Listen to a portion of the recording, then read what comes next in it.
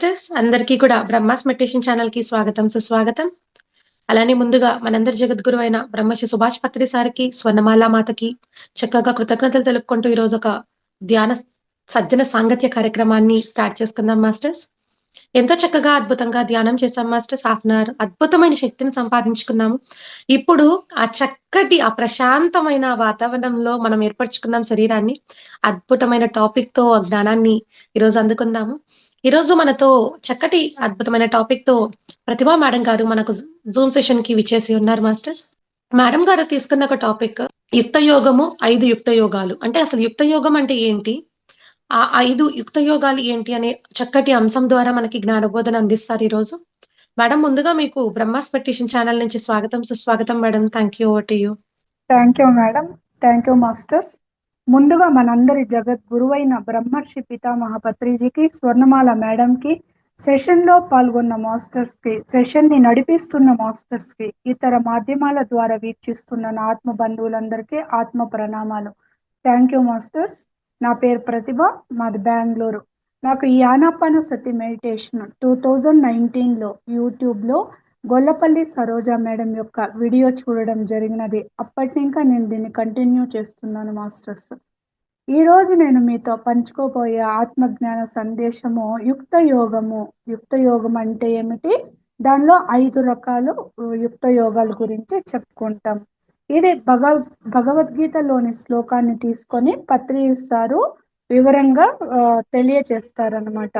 నేను ఎంత మేరకు అవగాహన చేసుకున్నానో ఆ మేరకు నేను మీకు తెలియచేస్తాను మాస్టర్స్.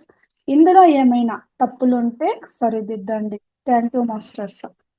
అంటే ప్రతి ఒక్క ఆధ్యాత్మిక గురువైన మన భూమి మీదకి వచ్చి జన్మ తీసుకోవడము, అవతార పురుషులుగాను, కారణ జన్మలుగాను, ప్రస్తుత యుగంలో అయితే మనకి పిఎస్ఎస్ఎంలో వాకిన్స్ రూపంలో కూడా గురువులంతా కూడా వస్తూ ఉంటారు. వాళ్ళ పర్పస్, వాళ్ళ జీవిత ధ్యేయం ఏమంటే లక్ష్యము భూమి మీద ప్రతి ఒక్కరూ కూడా ఆత్మ జ్ఞానాన్ని పొందాలి, సత్యాన్ని తెలుసుకోవాలి. అప్పుడే వాళ్ళు ధర్మబద్ధంగా జీవిస్తారు. తమ సమయాన్ని కానీ, తమ శక్తిని కానీ, తమ సంపదను కానీ వేటి కోసం వెచ్చించాలి, వేటి కోసం మనము ఆ దానిపైన దృష్టి పెట్టాలి అని ఆ ఆ జ్ఞానం అనేది వస్తుందన్నమాట. అప్పుడే ప్రపంచంలో కూడా శాంతి అనేది నెలకొల్పబడుతుంది. అంటే ఏది సత్యము, ఏది అసత్యము, ఏది ధర్మము, ఏది అధర్మము, ఏది శాశ్వతము, ఏది అశాశ్వతం అని తెలుసుకున్నప్పుడే మానవులంతా కూడా ఒక మాధవుడులుగా, ఒక దైవంలా జీవిస్తాడనమాట. ఎందుకంటే మానవ అనుభవాన్ని పొందడానికి వచ్చినది ఈ జీవాత్మ. ఈ జీవాత్మ కూడా ఎవరో కాదు, పరమాత్మని. పరమాత్మని యొక్క అంశాలే జీవాత్మగా భూమి మీద ఖనిజ, వృక్ష, జంతు, మానవ సామ్రాజ్యాలుగా ఆత్మ పరిణామ క్రమంలో ఎదుగుతూ వస్తుంది. మానవ సామ్రాజ్యంలో కూడా తిరగ శైశవాత్మ, బాలాత్మ, యువాత్మ, ప్రౌఢాత్మ, వృద్ధాత్మ, విముక్తాత్మ, పూర్ణాత్మ అనే స్థితిలో ఉంటుంది. జన్మ పరంపర అనేది ఉంటుంది. ఎలాగైతే ఒక బిడ్డ పుట్టినప్పుడు శిశువుగా పెరుగుతూ బాల్య దశ, ప్రౌఢ దశ ఇలా ఉంటుంది కదా, యవ్వన దశ, ప్రౌఢ దశ, వృద్ధాప్య దశ. అదే విధంగా ఆత్మకు కూడా జన్మ పరంపర అనేది ఉంటుందన్నమాట, దశలు. ఈ ఆ జన్మ పరంపరలో మంచి చెడు కర్మలు చేస్తూ తమో రజో సత్వ గుణాలకి లోనవుతూ వాటి ఫలితాన్ని మళ్ళీ అనుభవించడానికి జనన మరణ చక్రాలు తిరుగుతూ ఉంటుంది. ఎప్పుడైతే ఆత్మజ్ఞానం కలుగుతుందో అప్పుడు మానవుడు సత్యాన్ని తెలుసుకొని వాస్తవాల్లో జీవిస్తారనమాట. అప్పుడే ప్రపంచం అంతా కూడా ఆ ఆనందమయంగా ఒక స్వర్గంలా ఉంటుంది. అంటే మనము సత్యలోక వాసులం అని చెప్తూ ఉంటారు పత్రిస్తారు. మనం కూడా పూర్ణాత్మని ఇంకా వచ్చిన అంశాత్మలమే. మనం కూడా భగవంతుని బిడ్డలమే. మనలో ఉన్న ఆత్మే ఆ పరమాత్మ. సృష్టిలో అణువణువున వ్యాపించి ఉన్నది కూడా ఆ పరమాత్మ స్వరూపమే. అణువణువున వ్యాపించి ఉన్నది కూడా ఆ చైతన్యమే. అన్ని సమస్త ప్రాణికోటిల అంతర్యామిగా ఆత్మస్వరూపుడుగా ఉన్నది కూడా ఆ పరమాత్మ చైతన్యం అని తెలుసుకోవాలి. నేను అంటే శరీరం కాదు, ఆత్మని తెలుసుకోవాలి. ఈ శరీరము మన భూమి మీద అనుభవాల్ని పొందడానికి కర్మానుసారంగాను, ఒక ప్రణాళిక ప్రకారము కొన్ని పాఠాలు ప్రత్యేకమైన పాఠాలు నేర్చుకోవడానికో ఆత్మ సాహసం చేస్తుంది. అనుభవ జ్ఞానాన్ని పొందడానికే కొన్ని కర్మల్ని, కొన్ని పరిస్థితుల్ని ఎంచుకుంటుంది. ఏదైనా కానీ ప్రణాళికలో భాగమే. ప్రతి ఒక్కటి మన ఎంపికే. ప్రదేశం కానీ, తల్లిదండ్రులు, ఇతర సంబంధాలు, పరిస్థితులు అంతా మనం ఎంచుకొని వచ్చినది. కానీ భూమి మీదకి వచ్చినప్పుడు ఆత్మ మనసు ప్రభావంతో అజ్ఞానానికో, అహంకారానికో, స్వార్థానికో లోనవుతూ మంచి చెడు కర్మలు చేస్తూ ఉంటుందన్నమాట. ఇలా జనన మరణ చక్రాలు తిరుగుతూనే ఉంటుంది. కాబట్టి ఎప్పుడైతే ఆత్మ జ్ఞానం పొందుతామో సత్యంలో జీవిస్తామో, సత్యాన్ని తెలుసుకున్నప్పుడే వాస్తవాలు కూడా అర్థమవుతుంది. వాటిని అంగీకరిస్తాము. కాబట్టి ఏ జగద్గురువైనా బోధించేది ఇదే అన్నమాట. తన్ను తాను తెలుసుకోనంత వరకే మనకి ముక్తి అనేది ఉండదు. అంటే నేను శరీరం కాదు ఆత్మ అని తెలుసుకోవాలి. ఆత్మే సత్యము, ఆత్మే శాశ్వతం అని తెలుసుకోవాలి. ఈ భౌతిక దేహం కానీ, కంటికి కనిపించే భౌతిక ప్రపంచానికి కూడా ఆధారం ఆత్మే అని తెలుసుకోవాలి. ఉన్నది భూలోకమే కాదు, సృష్టిలో కోటాను కోట్ల లోకాలు ఉన్నాయని తెలుసుకోవాలి. ఉన్నది ఒక్క జీవితమే కాదు, ఈ మరణానంతరం తరువాత కూడా జీవితం ఉంది అని తెలుసుకోవాలి. మన పుట్టుక పూర్వము మన ప్రణాళిక గురించి తెలుసుకోవాలి. అంటే మన ఈ ఆత్మ ఎన్నో జన్మల్ని తీసుకొని ఉంటుంది, ఎన్నో కర్మలు చేసుకుంటుంది, ఎన్నో అనుభవాల్ని పొంది ఉంటుంది, దాని ద్వారా ఎంతో జ్ఞానాన్ని పొంది ఉంటుంది. ఈ సత్యాలంతా తెలుసుకోవడమే ఆధ్యాత్మికత. నేను శరీరం కాదు ఆత్మ అని తెలుసుకుంటే ఆత్మ జ్ఞానము. ఉన్నదంతా ఆత్మ చైతన్యమే అని తెలుసుకోవడమే బ్రహ్మ జ్ఞానం అన్నమాట. కాబట్టి ఆ సత్యాన్ని తెలుసుకోవడానికి ప్రతి ఒక్క మ- సృష్టిలో ఉన్న ఉన్నతమైన ఆత్మలు గురువులుగాను, ఇంకా సాక్షాత్ భగవంతు స్వరూపాలుగా కూడా భూమి మీద అవతరిస్తూ ఉంటారు. రాముడుగా, కృష్ణుడుగా, ఇంకా ఆదిశంకరాచార్యులు గాని, జీసస్ గాని, ఎంతో మంది వీరబ్రహ్మేంద్ర స్వామి, యోగి వేమన, వీళ్ళంతా కూడా భగవద్గీత ద్వారానో, కథల ద్వారానో, ఆ పద్యాల రూపంలోనో, శ్లోకాల రూపంలోనో వాళ్ళు చెప్పేది అంతా కూడా ఆత్మజ్ఞానం, బ్రహ్మ జ్ఞానం గురించి అన్నమాట. ఉదాహరణకు అన్నమయ్య కూడా అదే బోధించేది. కాబట్టి ఇది అర్థం అవ్వాలంటే ధ్యానం చెయ్యాలి. ధ్యానం చేసినప్పుడే ఈ జ్ఞానం అంతా చక్కగా అర్థమవుతుంది. మామూలుగా మనం చదివే చదువులంతా కూడా పొట్టకూటి కోసమో, భౌతిక సుఖాల కోసమో. ఎందుకంటే ఈ శరీరాన్ని ధరించినప్పుడు భూమి మీద కూడా మనకి మనుగడ కొనసాగించాలంటే మనకి కూడు, గుడ్డ అంతా అవసరమే. ఉండడానికి ఇల్లు అంతా అవసరమే. కాబట్టి కానీ దానికోసమే మనము తాపత్రయ పడవలసిన అవసరం లేదు. ఒక మేరకు ఉండాలి. దానికే పత్రిసారు మనకి సంసారంలోనే నిర్వాణము, మంది మధ్య మార్గము. ప్రాపంచికంలో 50%, ఆధ్యాత్మిక వైపు 50% మనము మొగ్గు చూపించాలి అని చెప్తారు. 50-50% ఉండాలి. అప్పుడే మనకి దుఃఖం అనేది ఉండదు.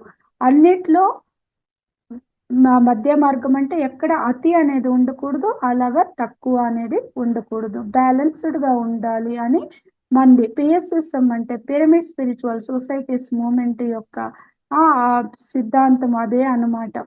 కాబట్టి సత్యాన్ని సరళంగా సహజంగా తెలియజేశారు, పత్రిస్తారు. 1,00,000 పుస్తకాల సారాంశము ఉన్నదంతా రెండే. ఒకటి ఆత్మే సత్యము, ఆత్మే నిత్యము, ఉన్నదంతా ఆత్మ పదార్థమే. అంతేకాదు అన్ని ధర్మాల్లోకెల్లా ఉన్నతమైన ధర్మము అహింస పరమో ధర్మ. ఎందుకంటే మనము ధర్మబద్ధంగా జీవించినప్పుడే మనకు సత్యం తెలుసుకోవాలనే జిజ్ఞాస వస్తుంది. సత్యం తెలిసినప్పుడే మనం సమస్త దుఃఖాలను ఇంకా బయటపడతాము. ఎందుకంటే మనలో రకరకాల దుఃఖాలు ఉంటుంది. శరీర పరంగా అనారోగ్యం ఉంటుంది, మనసు పరంగా అశాంతి ఉంటుంది, బుద్ధిలో బుద్ధి మాంద్యం ఉంటుంది, ఆత్మలో కూడా ఎన్నో భయాలు, మూఢ విశ్వాసాలు, గత జన్మల తాలూకాలు కూడా చోటు చేసుకుని ఉంటుంది. వీటిని ఇంకా బయటపడాలంటే జ్ఞానం కావాలి. ఆ జ్ఞానం అంటే ఆత్మ జ్ఞానము, బ్రహ్మ జ్ఞానము. అది ధ్యానం ద్వారానే సాధ్యము. ధ్యానం అంటే కూడా అదొక స్థితి అన్నమాట. మనతో మనము ఉండడము, వర్ధమానంలో మన మనసు, బుద్ధి ఆత్మతో అనుసంధానమైనప్పుడే మనకి సత్యం బోధపడుతుంది. అప్పుడే మనము చిత్తం యొక్క పని ఎప్పుడు గతానికో, భవిష్యత్తుకో సంబంధించిన ఆలోచనలతోనే ఉంటుంది. ఆ చిత్తవృత్తి నిరోధం జరగాలంటే మనసుని కట్టడి చేయాలి. మనసులో ఎప్పుడు నిరంతరం ఆలోచనలు కొనసాగుతూనే ఉంటుంది. దాన్ని కట్టడి చేయాలన్నా, శూన్యం చేయాలంటే కూడా శ్వాస మీద ధ్యాస ద్వారానే దాన్ని బుద్ధుడు పాలీ భాషలో అందించారు. ఆనాపానసతి అని. ఆనా అంటే ఉచ్ఛ్వాస, అపాన అంటే నిశ్వాస, సతి అంటే కూడుకొని ఉండడము. దాన్నే తెలుగులో పత్రి సార్ మనకి శ్వాస మీద ధ్యాస అని అందించారన్నమాట. ఎప్పుడైతే శ్వాస మీద ధ్యాస పెడతామో మన చిత్తవృత్తి నిరోధమైనప్పుడు, మనసు శూన్యమైనప్పుడు, ఆలోచన రహిత స్థితిలో తలపై ఉన్న బ్రహ్మరంధ్రం ద్వారా విశ్వంలో ఉన్న విశ్వమయ ప్రాణశక్తి బ్రహ్మరంధ్రం ద్వారా ప్రాణమయ శరీరంలో ఉన్న నాడీ మండలంలోకి ప్రవేశించి నాడీ మండలాన్ని శుద్ధి చేస్తుంది. ఎందుకంటే మన ఆత్మకి 7 శరీరాలు ఉంటుంది. అన్నమయ, ప్రాణమయ, మనోమయ, విజ్ఞానమయ, ఆనందమయ, విశ్వమయ, నిర్వాణమయ అనే కోశాలు ఉంటుంది.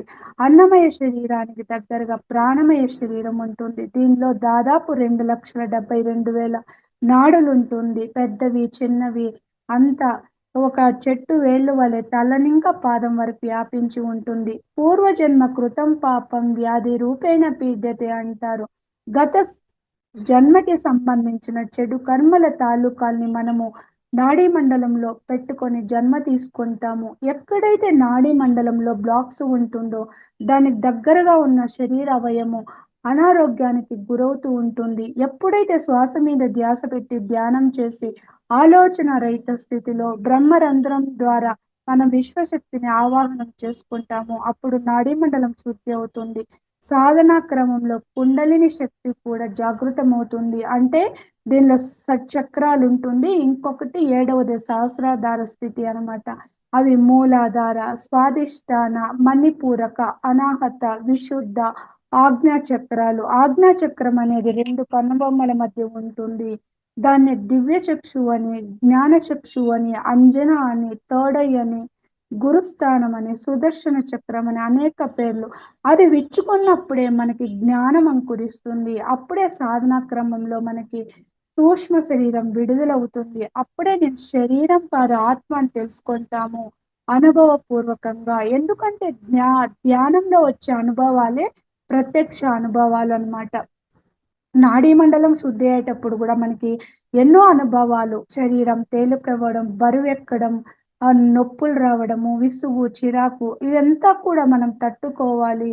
దానికే సహనమే ప్రగతి అంటారు. వీటిని తట్టుకుంటూ సాధన చేసినప్పుడే, మూడో కన్ను విచ్చుకున్నప్పుడే, ఆజ్ఞా చక్రము విచ్చుకున్నప్పుడే మనకి సత్యం బోధపడుతుంది. ఇంకా సాధన క్రమంలో సూక్ష్మ శరీర యానం జరుగుతుంది. మన స్థూల శరీరానికి, సూక్ష్మ శరీరానికి ఒక వెండి పోగు ఉంటుంది. అది కంటికి కనిపించేది కాదు. దాన్ని సిల్వర్ కార్డ్ అంటారు ఇంగ్లీష్ లో. ఎలాగైతే తల్లికి బిడ్డకి బొడ్డు పేగు ఉంటుందో అదే విధంగా దాని ద్వారా ఆత్మ ఎన్నో లోకాలకి వెళుతుంది. భూలోకమే కాదు, ఎన్నో ప్రదేశాలకి, ఎన్నో లోకాలకి వెళుతుంది. ఆ లోకాల్లో ఉన్న సృష్టి రహస్యాల్ని, అక్కడ గురువులు ఇచ్చే జ్ఞానాన్ని, ఇంకా ఆకాశిక్ రికార్డ్స్, ఇదంతా కూడా తెలుసుకోగల శక్తి వస్తుంది. దాని ద్వారా మనకి ఏమి బోధపడుతుందంటే ఈ భూలోకమే కాదు, ఎన్నో లోకాలు ఉన్నాయని తెలుస్తుంది. ఆత్మకి చావు లేదని తెలుస్తుంది. ఎందుకంటే ఆత్మ అంటే దాని తత్వము అది నిర్గుణము, నిరాకారము, నిరంజనము. అది శస్త్రాలతో ఛేదింపబడదు, అగ్నిచే దహింపబడదు, నీటిచే తడపబడదు, వాయువుచే శుష్కింపబడదు, ఎండకి ఎండదు. ఆత్మ యొక్క తత్వము. కాబట్టి ఎటువంటి ప్రదేశాలకైనా, ఏ లోకాలకైనా వెళ్ళి రాగల శక్తి దానికి ఉంటుందన్నమాట. తరువాత సాధనా క్రమంలో మన జన్మల్ని, కర్మల్ని చూసుకుంటాము. ఏ జన్మలో ఎటువంటి శరీరాన్ని ధరించాము, ఎటువంటి కర్మ చేశాము, దాని ఫలితాన్ని తెలుసుకోవడం వల్ల ప్రస్తుత వర్ధమాన జీవితంలో ఎరుకతో జీవిస్తాము. అంటే కార్యకారణ సంబంధం తెలుస్తుంది. తరువాత సాధనా క్రమంలో అది మూడో కన్ను విచ్చుకున్నప్పుడు నేను శరీరం కాదు ఆత్మను తెలుసుకోవడం, అది ఋషి స్థితి. మన జన్మల్ని కర్మల్ని చూసుకునే స్థితి అంటే రాజర్షి స్థితి, లేకపోతే మహర్షి స్థితి అంటారు. ఇంకా సాధన క్రమంలో మన జన్మల్ని కర్మల్నే కాదు, ఇతరుల జన్మల్ని కర్మల్ని కూడా చూసుకోగల శక్తి వస్తుంది. తరువాత అనేక లోకాల జ్ఞానము, సృష్టి రహస్యాలు, ఆధ్యాత్మిక శాస్త్రం, 6 సిద్ధాంతాలు, ఆత్మ సిద్ధాంతము, జన్మ పునర్జన్మ సిద్ధాంతము, ఆ, కర్మఫల సిద్ధాంతము, పురోగమన సిద్ధాంతము, యోగ సిద్ధాంతము, అనేక సిద్ధాంతము, ఇదంతా కూడా అవగాహనలోకి వస్తుంది. అప్పుడే ఆ మానవుడు మాధవుడుగా జీవిస్తాడు. ఎందుకంటే అంతా నేనే, నేనే అంతా అని అవగాహనలోకి వస్తుంది. అంటే అహం బ్రహ్మాస్మి తత్వమాసి అయమాత్మానం బ్రహ్మ సర్వం కల్మిదం బ్రహ్మ, ఆ వేద మహావాక్యాలు అవగాహనలోకి వచ్చినప్పుడు మమాత్మ సర్వభూతాత్మ స్థితిలో జీవిస్తారు. వేటిపైన ఆ ద్వేషం అనేది ఉండదు. ఏది శాశ్వతం కాదు అని తెలుస్తుంది. ఆ జీవితాన్ని ఒక సాక్షిభూత స్థితిలో చూస్తారు. సుఖ దుఃఖాలు, కలిమి లేమి, ఆరోగ్యము అనారోగ్యము, లాభము నష్టము, మానము అవమానము, జననము మరణము, అన్నిటి పట్ల ఒక స్థిత ప్రజ్ఞత అనేది వస్తుంది. ఆ జీవితాన్ని సాక్షిభూతంగా అనుభవించడమే కాదు, తమ శరీరంలో కానీ, కుటుంబంలో కానీ, సమాజంలో కానీ, లోకంలో కానీ, సృష్టిలో కానీ ఏది జరిగినా కూడా అన్నిటిని వాటిని చూస్తూ అంగీకరిస్తూ ఒక సాక్షి భూత స్థితిలో జీవితాన్ని కొనసాగిస్తారు. ఆ వాటిని అధిగమించే శక్తి వస్తుంది, వాటిని తట్టుకునే శక్తి వస్తుంది, వాటిని ఇంకా ఎలా బయటపడాలి అనే ఆ బుద్ధిలో పరివర్తన, జ్ఞానం అనేది కూడా వస్తుందన్నమాట. అదే సహస్రాధార స్థితి, బ్రహ్మర్షి స్థితి, వెంకటేశ్వరుని స్థితి, ఆ యోగేశ్వరుల స్థితి. మనం ఆ స్థితికి ఎదగాలి. మనం కూడా పరమాత్ములమే. కాకపోతే ఇక్కడ మనసు ప్రభావంతో మనం అజ్ఞానానికి, అహంకారానికో, స్వార్థానికో లోనవ్వడం వల్ల ఆ పాప పుణ్యాలు చేస్తూ, పాపమైతే వాటి ఫలితము కష్టాలు, నష్టాలు, బాధలు, అవమానాలు, అనారోగ్యాలు అన్నమాట. అశాంతి. సుఖాలు అంటే పుణ్యము, వాటి ఫలితము సుఖాలు, భోగాలు అన్నమాట. అలా అనుభవిస్తూ ఉంటాము. ఏదైనా సంకల్లే. పాపము ఇనుప సంఖ్యలు అయితే, పుణ్యము బంగారు సంఖ్యలు. కానీ దేనికోసమైనా మనము జన్మ ఎత్తాల్సిందే. ఇక్కడ జన్మ రాహిత్య స్థితి కూడా పొందాలి. తరువాత పూర్ణాత్మ స్థితి అంటే పరమాత్మ స్థితికి చేరుకుంటాము. అప్పుడే మనము మన జీవితాల్లో కానీ అద్భుతాలను సృష్టిస్తాము. భూమి మీద జన్మ తీసుకుంటాం మనము. ఒకటి మన కర్మానుసారంగా కానీ, ఇతర అనుభవాలను పొందడానికి కానీ, లోక కళ్యాణం కోసం కానీ మనం జన్మ తీసుకొని ఉంటాము. ఆ ప్రణాళికను కూడా చక్కగా నిర్వర్తిస్తాము. భూమి మీద కూడా అద్భుతాలను సృష్టిస్తాము. శరీరం విడిచిపెట్టిన తరువాత, ప్రణాళిక అయిపోయిన తరువాత, పైలోకాల్లోకి వెళ్ళిన తరువాత అక్కడ కూడా మనము సహసృష్టికర్తలుగా తయారవుతాము. సృష్టి రచనలో సహకరిస్తాం అన్నమాట. ఆ స్థితికి చేరుకోవాలి. మనకి విశుద్ధి చక్ర స్థితికి వచ్చినప్పుడే ధ్యానం అనేది పరిచయం అవుతుంది. ఆ చక్ర స్థితిలో ఆ తరువాత ఆ జన్మ పరంపరలో వృద్ధాత్మ స్థితికి వచ్చినప్పుడే మనకి ధ్యానం పరిచయం అవుతుంది. కానీ ఏది ఏమైనప్పటికీ, ఏ స్థితిలో ఉన్నా కానీ మనము ఆ అహింసా మార్గంలోనే ఉండాలి. శుద్ధ సాత్విక ఆహారాన్ని తీసుకోవాలి. అప్పుడే మనకి ఆత్మ జ్ఞానం కలిగినప్పుడే సమస్త దుఃఖాలను ఇంకా విడుదలవ్వడానికి ఆస్కారం ఉంటుంది. ఎందుకంటే ధ్యానం ద్వారానే జ్ఞానము, జ్ఞానం ద్వారానే ముక్తి, తర్వాత పరిముక్తి అంటే జన్మరాహిత్య స్థితి, ముక్తి అంటే దుఃఖరాహిత్య స్థితి. దాన్నే నిర్వాణము అంటారు. నిశ్రేయస్సన్న, అపవర్గమన్న అన్ని పర్యాయ పదాలే. మోక్షమన్న తర్వాత జన్మరాహిత్య స్థితి, తర్వాత పూర్ణాత్మ స్థితి అన్నమాట.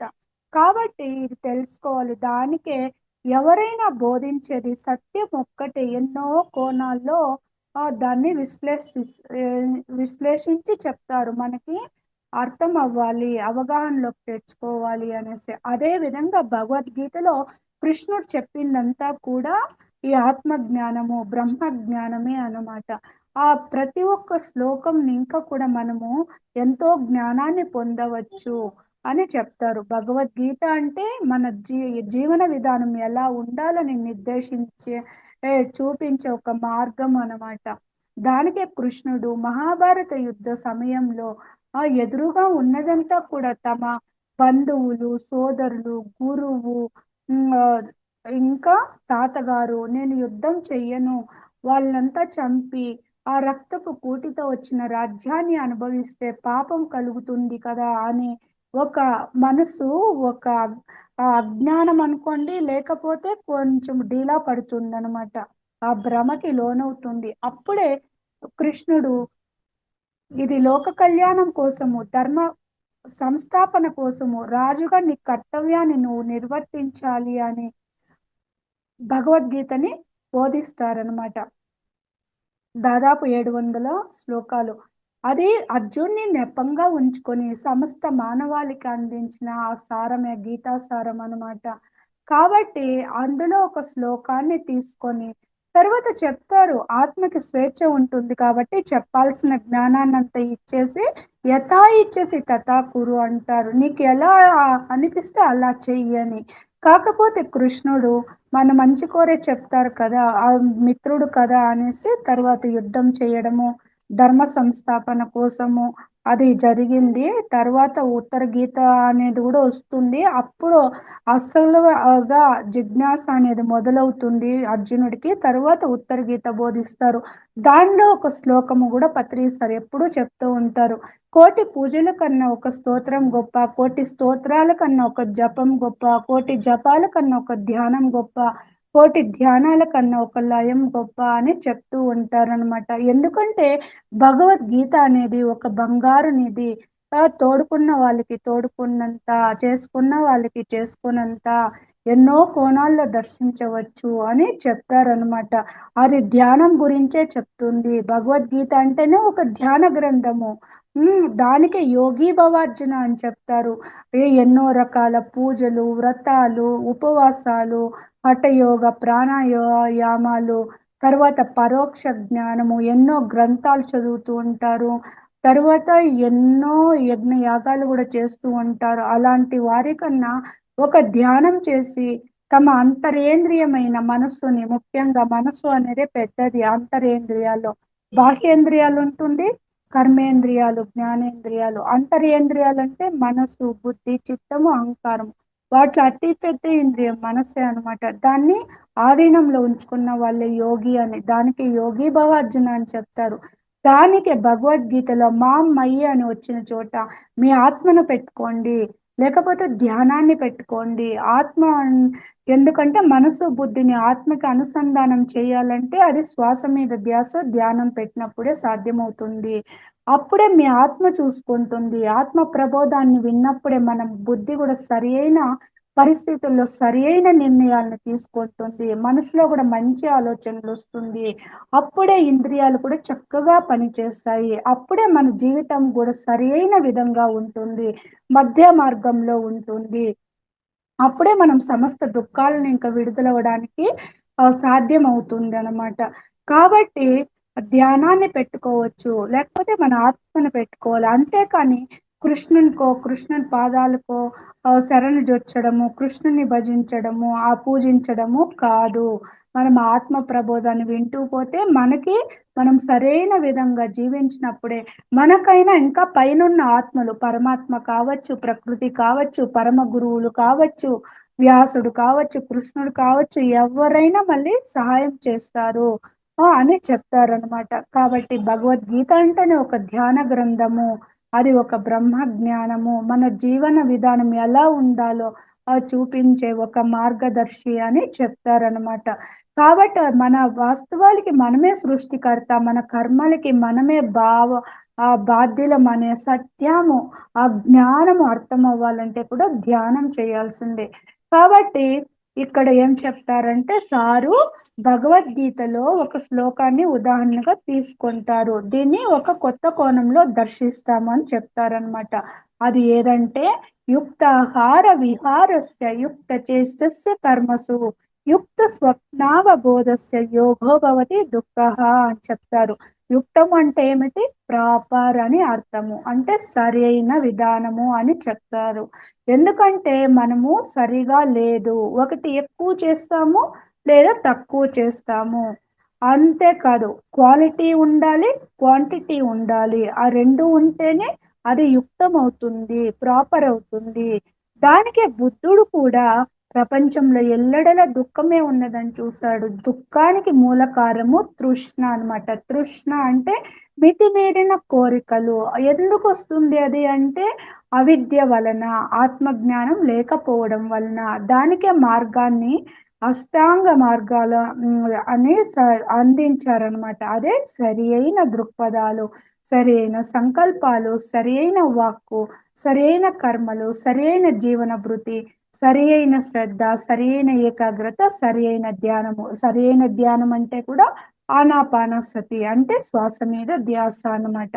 కాబట్టి బుద్ధుడు కూడా అదే చెప్పాడు, ఇక్కడ కృష్ణుడు కూడా అదే చెప్పారనమాట. ఇది 5 ఫింగర్ కాన్సెప్ట్ రూపం కింద తీసుకొస్తారు. దానికి 5 యుక్త యోగాలు అని చెప్తారనమాట. ఎందుకంటే పత్రి సార్ లక్ష పుస్తకాల సారాంశాన్ని దానికి ఇంకా తన అవగాహన శక్తిని, తమ అనుభవ జ్ఞానాన్ని కూడా జోడించి ఎన్నో 5 ఫింగర్స్ కాన్సెప్ట్ లో ఆధ్యాత్మికతనంతా అలా అందించారు. సహజంగా సరళంగా అలా ఆడుతూ పాడుతూ మనకి అందించేస్తారనమాట. దానిలో యుక్తము, యుక్త ఆహారము, యుక్త విహారము, యుక్త చేష్ట, యుక్త స్వప్న, యుక్త అవబోధ. ఇది మామూలుగా సహజంగా ఎప్పుడు వింటుంటాం. శరీరము, మనస్సు, బుద్ధి, ఆత్మ అంటే జీవాత్మ, ఇది సర్వాత్మ అన్నమాట. సర్వాత్మ అన్న విశ్వాత్మ అన్న అంతా ఒక్కటే. ఇక్కడ శరీరాన్ని, ఇప్పుడు ఆహారం అనుకోండి, ఆహారం వచ్చింది, విహారం వచ్చింది, చేష్ట వచ్చింది, స్వప్న అవబోధ అంటే ఎన్లైట్మెంట్.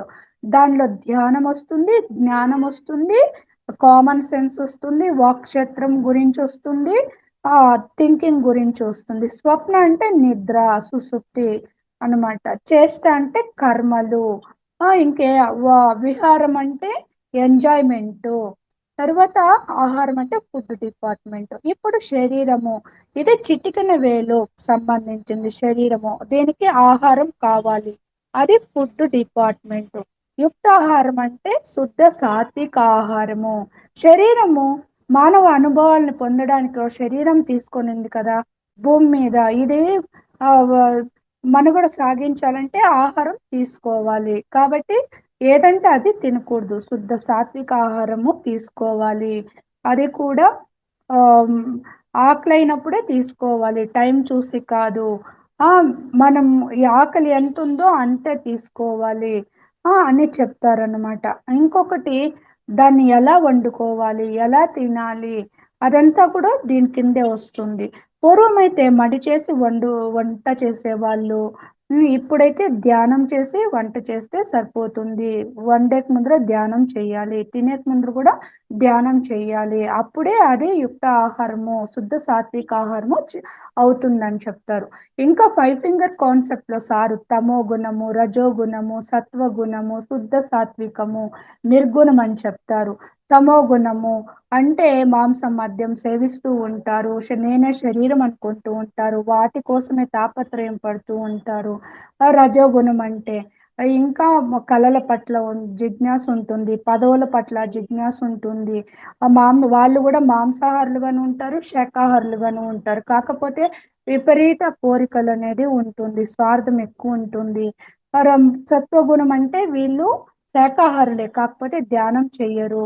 ధర్మం ఏది, అధర్మం అనేది విచక్షణ జ్ఞానం ఉంటుంది. సత్యం పట్ల జిజ్ఞాస అనేది మొదలవుతుంది. శుద్ధ సాత్విక ఆహారం అంటే అప్పుడే ఆ ధ్యానంలోకి వస్తారు. సహజంగా జరిగే ప్రకృతిలో పండే ఆహారాన్ని తీసుకుంటూ ఉంటారు. ఎక్కువ ఉప్పు కారం మసాలాలు లేకుండా అలా కాయగూరలు, పండ్లు అలా కూడా తీసుకుంటూ ఉంటారు అన్నమాట. తర్వాత నిర్గుణం అంటే వీళ్ళు ఆకలి వేస్తేనే తింటారు. అలా ధ్యానంలో వచ్చిన విశ్వశక్తితో కూడా జీవితాన్ని కొనసాగిస్తూ ఉంటారు అనమాట. లేకపోతే తేలిక పానీయాలు తీసుకుంటూ కూడా అలా ఉంటారు. అంత ఇంపార్టెంట్ ఇక్కడ వాళ్ళకి ఏమో ఆహారం పట్ల అంత వ్యామోహం కూడా ఉండదన్నమాట, నిర్గుణ స్థితిలో ఉంటారు. అలాంటి వారి చేతి వంట తిన్నప్పుడు మనం ఆ స్థితికి వెళ్తాం అనమాట. తమో గుణంతో ఉన్న వాళ్ళు ఆహారం వండితే అది తమో గుణమే అవుతుంది. రజోగుణంతో ఉన్న వాళ్ళు వండితే అది రజోగుణమే అవుతుంది. సత్వగుణంతో ఉన్న వాళ్ళు వండిన ఆహారము సత్వగుణానికే చేరుతుంది. శుద్ధ సాత్వికం స్థితిలో ఉన్న వాళ్ళు చేస్తే అది శుద్ధ సాత్విక ఆహారం అవుతుంది. నిర్గుణ స్థితిలో ఉన్న వాళ్ళు చేస్తే అది నిర్గుణ భోజనం అవుతుంది. ఉదాహరణకు ధ్యానం చేస్తూ ధ్యాన ప్రచారం చేస్తూ ఉన్న వాళ్ళంతా కూడా నిర్గుణ స్థితిలో ఉన్న వాళ్ళు అని చెప్తారు. ఉదాహరణకు పత్రి సార్ కానీ ఇలా బుద్ధుడు లాంటి వాళ్ళంతా కూడా, ఇంకా ఎంతో మంది పిరమిడ్ మాస్టర్లంతా కూడా ఉన్నారని చెప్తారనమాట. కాబట్టి మనం తీసుకునే ఆహారాన్ని బట్టే మనకు మనసు ప్రభావం ఉంటుంది. మన మనసును బట్టే మన ఆలోచనలు కానీ వాక్కులు కానీ చేష్టలు కానీ ఉంటుంది. దానికే పత్రి సారు ప్రథమ స్థానము ఆహారానికి ఇచ్చారు. అదే శుద్ధ సాత్విక ఆహారము. ఎక్కువ ఉప్పు కారం మసాలాలు వేసుకోకూడదు, గార్లిక్ వాడకూడదు, మష్రూమ్ వాడకూడదు. మాంసం అంటే ఆహారమే కాదు, అదే రాక్షసుల ఆహారము, శవాహారము, రక్తాహారము, క్రూర మృగాలు తినేది, అది విషాహారము. దాన్ని ఇంకా తలనొప్పినాక క్యాన్సర్ వరకు అన్ని రోగాలు వస్తుంది. అది డైజెస్ట్ అవ్వడానికి 3 రోజులు పడుతుంది. అది కుళ్ళి కృషించి రక్తంలో చేరి ఎన్నో అనారోగ్యాలకు తలెత్తుతుంది. అంతేకాదు ఆ మూగ జీవుల్ని చంపడం వల్ల, వాటి ఆర్ధనాదాల వల్ల మన ఇంటిలో కానీ ఒంటిలో కానీ మనశ్శాంతి ఉండదు. అంతేకాదు సృష్టిలో కూడా ఆ వాటి ఆర్ధనాదాలను ఇంకా అవి శాపాలుగా మారి ప్రకృతి ప్రకోపాల రూపంలో మళ్ళీ మానవులే మనమే అనుభవించాలి. సునామీలు, భూకంపాలు, వరదలు, వైరస్లు, ఆర్థిక సంక్షేమాలు ఎన్నో తలెత్తుతూ ఉంటుందన్నమాట.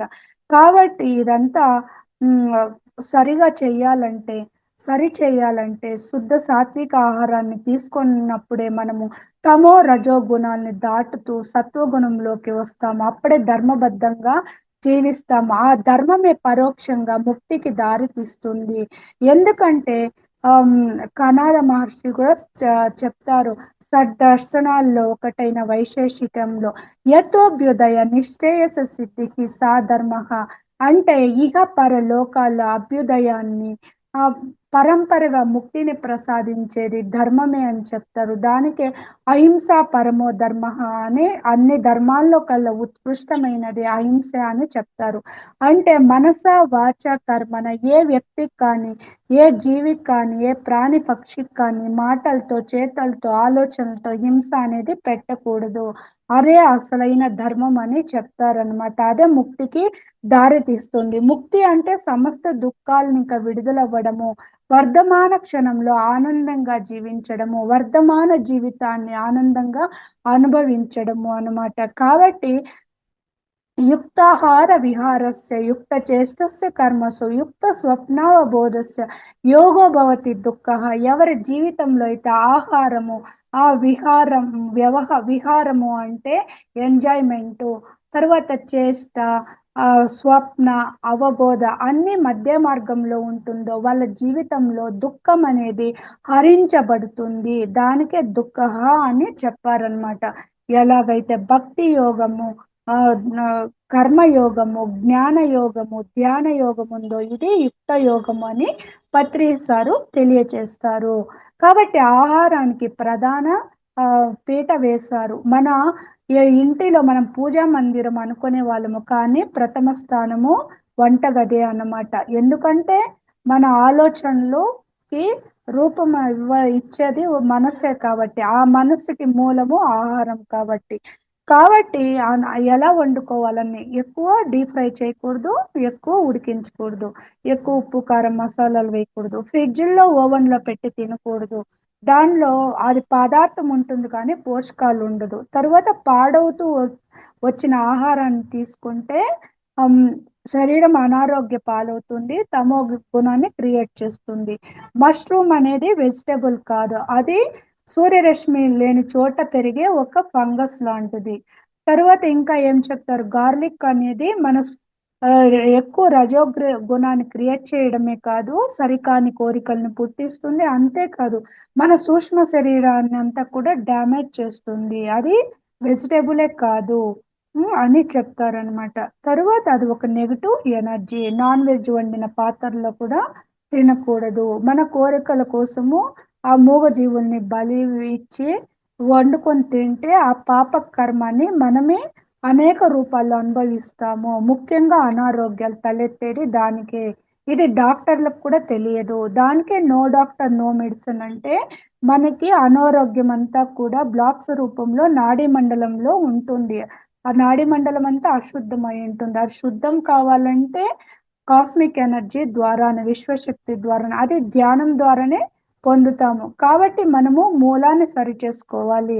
వాళ్ళు ఇచ్చే మెడిసిన్ వల్ల వ్యాధి లక్షణాలు సప్రెస్ అవుతుంది. తర్వాత అది ఆపినప్పుడు మళ్ళీ అనారోగ్యం తలెత్తుతుంది.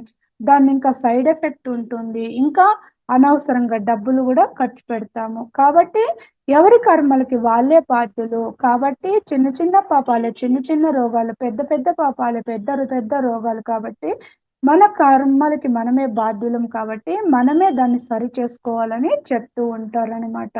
ఇక మనం తినేటప్పుడు ఎలా మనం రైట్ వేలో ఉండాలి. మన పద్ధతి కూడా మనం తింటున్నప్పుడు ఎవరైనా వస్తే షేర్ చేసుకొని తినాలి. ఉదాహరణకి 5 ఇడ్లీ ఉందనుకోండి, ఎవరైనా ఫ్రెండ్ ఎవరైనా వచ్చినప్పుడు రెండున్నర రెండున్నర పంచుకొని తినాలి. ఇంకా అదనంగా ఎవరైనా వస్తే ఉన్నదాన్నే పంచుకొని తినాలి. కూర్చొని తినాలి. ఆ ఆ ఫుడ్డుని ఆస్వాదిస్తూ తినాలి. చేతి వేళ్ళతో కలిపి తినాలి. ఎందుకంటే ధ్యానం చేసే వాళ్ళ చేతుల్లో వేళ్ళలో కూడా ఎనర్జీ ఉంటుంది. అది తిన్నప్పుడు ఆ శక్తి మనకి వెళుతుంది. తర్వాత ధ్యానం చేసే వాళ్ళు వంట చేయాలి, వడ్డించాలి. ఎవరైనా ఇంటికి వచ్చినప్పుడు మనం ఇచ్చే ఆ ప్రసాదం వల్ల, వాళ్ళు తినడం వల్ల వాళ్ళకు కూడా ఏదో ఒక రోజు మనసు మీద ప్రభావం పడి ఆ ఫుడ్ వాళ్ళు కూడా ఏదో ఒక రోజు ధ్యానంలోకి వస్తారు, జ్ఞానాన్ని పొందుతారు, సత్యాన్ని తెలుసుకుంటారు, వాళ్ళు ధర్మబద్ధంగా జీవిస్తారు. వాళ్ళు కూడా ముక్తిని, పరిముక్తిని, మహాపరిముక్తి పొందడానికి మనం కూడా ఒక మార్గాన్ని చూపించినట్లు, ఒక ఆ, జ- జ్ఞానాన్ని అందించిన వాళ్ళు కూడా అవుతామన్నమాట. అంతేకాదు ఇంకా బాగా నమిలి తినాలి. అప్పుడే మనం తర్వాత మింగినప్పుడు ఈజీగా డైజెస్ట్ అవుతుంది అనమాట. ఇదంతా కూడా రైట్ వే అన్నమాట, సరి అయిన పద్ధతి అని చెప్తారు. అంతేకాదు ఆమ్, కూర్చొనే తినాలి. నిలబడి తిరుగుతా అటు ఇటు తిరుగుతా కూడా తినకూడదు అని చెప్తారనమాట. ఆహారము అనేది చాలా పెద్ద డిపార్ట్మెంటు అని చెప్తారు. కాబట్టి ఆహారానికి ప్రథమ స్థానాన్ని ఇచ్చారు. దానికే ఉన్న ఒక్కగానొక్క కోరిక అహింసాయుతమైన భూమాతను కల్లారా వీక్షించడము, మూగజీవుల పరిరక్షణ కోసమే నేను ఈ జన్మ తీసుకున్నాను అని చెప్తారు. ధ్యానం చేసినా చేయకపోయినా అతను శాకాహారిగా ఉండాలి. ఎందుకంటే రావణాసురు కూడా ధ్యానం చేశాడు, అష్టసిద్ధులు పొందాడు. దానివల్ల అతనికి అహంకారం వచ్చింది, అజ్ఞానం వచ్చింది, స్వార్థం వచ్చింది. చిట్ట చివరకు తను పొందిన ఆ వరాల్ని, సిద్ధుల్ని కూడా దుర్వినియోగం చేయడం వల్ల ఆ అధర్మ మార్గంలో, హింసా మార్గంలో ఉండడం వల్ల చివరికి తన్ను తానే కోల్పోయాడు, రాముని చేతిలో మరణించాడు. కాబట్టి ధ్యానమే కాదు ధర్మంగాను బతకాలి అని చెప్తారనమాట. దానికి ఎత్ర యోగేశ్వర కృష్ణ ఎత్ర పార్థో ధనుర్ధర తత్ర శ్రీ విజయోద్భూతి ధ్రువాని తిర్మ తిర్మమ అని కూడా ఆ భగవద్గీతలో శ్లోకం కూడా అదే చెప్తుంది. ఎవరి జీవితాల్లో అయితే ధ్యానము ధర్మము రెండూ ఉంటుందో వాళ్ళ జీవితాల్లో విజయం అంటే మోక్షము, ఆ తర్వాత ఐశ్వర్యం అంటే ప్రాపంచిక ఐశ్వర్యము అంతా కూడా ఉంటుంది. అంటే ఆత్మ ఎదుగుదలకు కావలసిన పరిస్థితులు, భౌతిక జీవితంలో మనకి కావలసిన పరిస్థితులంతా కూడా ఆ సృష్టి చూసుకుంటుంది అని అర్థం అన్నమాట. కాబట్టి ఎవరి వాస్తవాలకి వాళ్ళే సృష్టికర్త అనేది తెలియచేస్తుంది అనమాట. ఇక నెక్స్ట్ వచ్చి రెండవది వచ్చి విహారము. ఇది మనసుకు సంబంధించినది, వర్క్ డిపార్ట్మెంట్. చిటికెన వేలు అనేది శరీరానికి సంబంధించినది, ఆహారము ఫుడ్ డిపార్ట్మెంట్. రెండవది ఇదొచ్చి ఉంగరము వేలు. ఇదొచ్చి మనసుకు సంబంధించినది, ఎంజాయ్మెంట్ సంబంధించినది. ఎందుకంటే విషయానందము కావాలి, భజనానందము కావాలి, జీవాత్మకి బ్రహ్మానందము కావాలి అన్నమాట. అన్ని అనుభవించాలి, కానీ మధ్య మార్గంలో ఉండాలి. ఎక్కడ అతి అనేది ఉండకూడదు. అతి సర్వత్రా వర్జయత్తు, మిగిలినవంతా కూడా ఇన్బ్యాలెన్స్ అయిపోతుంది. కాబట్టి విహారము ఉండాలి, ఎంజాయ్ చేయాలి, కళలు నేర్చుకోవాలి, క్రికెట్ ఆడాలి, చెస్ ఆడాలి. మనకి హాలిడేస్ వస్తే వేరే ఊర్లకి వెళ్ళాలి, విహారయాత్రలు చెయ్యాలి, అన్ని ఎంజాయ్ చెయ్యాలి అని చెప్తారు. గార్డెనింగ్ చేసే వాళ్ళు గార్డెనింగ్ చేయొచ్చు. కొందరికి ఒంటరిగా ఉండాలి, తమలో తాము ఉండాలనిపిస్తుంది, అలా ఉండవచ్చు. కొందరికి ఫ్రెండ్స్ జతలో చాటింగ్ అనిపిస్తుంది, ఏదైనా చేయవచ్చు. కానీ మధ్య మార్గంలో ఉండాలి. కానీ హంటింగ్ అని కొందరు హంటింగ్ చేస్తారు, అది సరికాదు. కొందరు బలవంతంగా వేరే స్త్రీలను అంత అనుభవిస్తారు, అది మంచిది కాదు. కానీ అది కూడా ఎంజాయ్ చేయొచ్చు, కానీ ధర్మబద్ధంగా ఉండాలి. మన కోసము కొందరు రాజులంతా కూడా హంటింగ్ చేసేవాళ్ళు, అది సరి అయిన పద్ధతి కాదు అని చెప్తారు. ఏదే కానీ మధ్య మార్గంలో ఉండాలి. ఎందుకంటే ఎక్కువ చేస్తూ ఉంటే కూడా మిగిలినవంతా కూడా పనులంతా కూడా ఇన్బ్యాలెన్స్ అయిపోతుంది, పెండింగ్ అయిపోతుంది. కాబట్టి విహారము ఉండాలి, ఎంజాయ్మెంట్ అనేది కూడా ఉండాలి. ఇదంతా కూడా ఎంజాయ్మెంట్ డిపార్ట్మెంట్కి వస్తుంది అని చెప్తారనమాట. తరువాత మూడవది వచ్చి చేష్ట అంటే వర్క్ డిపార్ట్మెంట్. వర్క్ చెయ్యాలి. మన జీవితంలో మనుగడ సాగించాలంటే ఏదో ఒక ఉద్యోగమో, వృత్తో, వ్యాపారమో చెయ్యాలి. రైతులైతే వ్యవసాయం చేస్తారు. ఇంకా స్త్రీలు కూడా ఎన్నో రకాలుగా వాళ్ళు కూడా ఉద్యోగం చేస్తారు, హౌస్ వైఫ్ గాను ఉంటారు. వర్క్ అనేది కర్మలు చెయ్యాలి. తరువాత మనము ఆస్తుల కోసము ఎక్కువ కూడా వెంపర్లాడుతూ ఆ డబ్బు కోసము కూడా మన సమయాన్ని వృధా చేయకూడదు. దానికోసమే కూడా 24 గంటలు తాపత్రయ పడకూడదు. ఎంత మోతాదులో ఉండాలో అంతే. తర్వాత వేరే వర్క్ కూడా చేసుకోవచ్చు. డ్యూటీనే కాదు, వేరే సమయాల్లో క్రికెట్, చెస్ ఇవంతా కూడా ఆడుకోవచ్చు అని చెప్తారు. ఎవరి వర్క్ వాళ్ళు చెయ్యాలి, అది కూడా ధర్మమే. తరువాత కృష్ణుడికి కూడా కర్మలు చేస్తాడు, కర్మలు చేయాలి, దాన్ని ఇంకా అనుభవ జ్ఞానం పొందాలి, మన మనుగడ కొనసాగించాలి.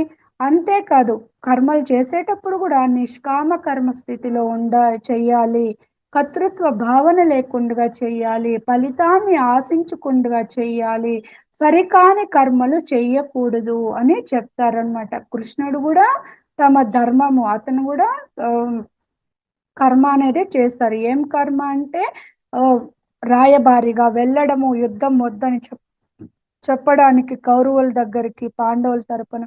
తరువాత ఇది యుద్ధ సమయంలో అర్జునుడికి రథసారథిగా ఉన్నారు. తరువాత యుద్ధం మధ్యంలో ఏం చేశారు, భగవద్గీత అనేది బోధించారనమాట. యుద్ధ భూమిలో భగవద్గీత అంతా బోధించారు, అది తన కర్తవ్యము. మోదీ కూడా తమ కర్తవ్యాన్ని, తమ డ్యూటీని తను చేస్తున్నారు. మోదీ కూడా శాకాహారి, అతను కూడా ధ్యానిని, అతను కూడా గొప్ప యోగిని అని చెప్తారనమాట.